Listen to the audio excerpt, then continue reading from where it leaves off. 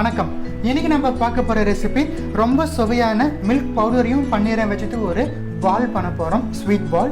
அதுக்கு தேவையான பொருட்கள் நான் இன்னைக்கு 50 கிராம்ஸ் ஆஃப் பன்னீர் எடுத்திருக்கேன். Equal ratio 50 grams of milk powder எடுத்திருக்கேன். நெஸ்லே மில்க் மேட் எடுத்திருக்கேன், கண்டென்ஸ் மில்க். இந்த கண்டென்ஸ் மில்க் நம்ம டேஸ்ட்டுக்கு தகுந்தாற்போல் நம்ம ஆட் பண்ணிக்கலாம். ஒரு நான்ஸ்டிக் பேன் எடுத்திருக்கேன். இந்த பேனில் நம்ம எடுத்த பன்னீர் ஆட் பண்ணலாம். இது வீட்டிலே செஞ்ச பன்னீர் தான் நான் எடுத்திருக்கேன். நல்லாயிருக்கும் அப்புறம் நம்ம பன்னீர் பால்ஸ் பண்ணுறதுக்கு. ஸோ மிதமான தீரை வச்சு நம்ம பன்னீர் ஆட் பண்ணியிருக்கோம். இப்போ நம்ம மில்க் பவுடரை ஆட் பண்ணிடலாம். இது கூடவே நம்ம எடுத்து வச்சிருக்கிற மில்க் மெய்டு கொஞ்சமாக ஆட் பண்ணிக்கலாம், ரொம்ப வேணாம். ஸோ நல்லா கலந்து விட்டுடலாம். இது நம்மளுக்கு ரவுண்டு, அதாவது அந்த உருத்துற பதத்துக்கு வர வரைக்கும் நம்ம அடுப்பில் வச்சுட்டு இருக்கலாம். மிதமான தீரை தான் இருக்கணும், ரொம்ப ரொம்ப லோ ஃப்ளேமில் இருக்கணும். பன்னீரும் மில்க் பவுடரும் சேர்ந்து நம்மளுக்கு நல்ல அட்டகாசமான ஒரு ஃப்ளேவர் கொடுக்கும். ஸ்வீட்டுக்கு நம்ம இந்த மில்க் மேட் கண்டென்ஸ் மில்க் தான் ஆட் பண்ணுறோம்.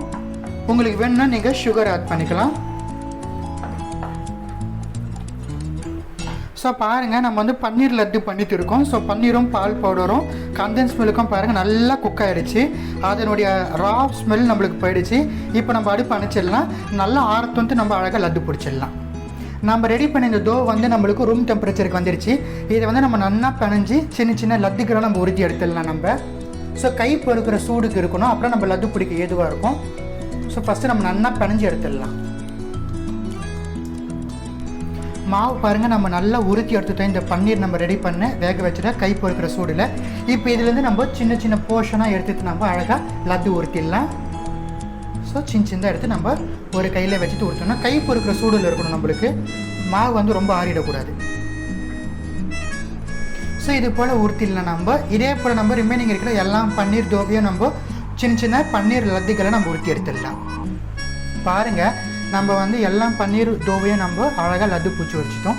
இந்த சுவையான பன்னீர் லட்டு உங்கள் வீட்டில் செஞ்சு சாப்பிட்டு பார்த்து எப்படி இருந்துச்சுன்னு எனக்கு மறக்காமல் கமெண்ட் செக்ஷனில் தெரிவிச்சிடுங்க. நன்றி, வணக்கம்.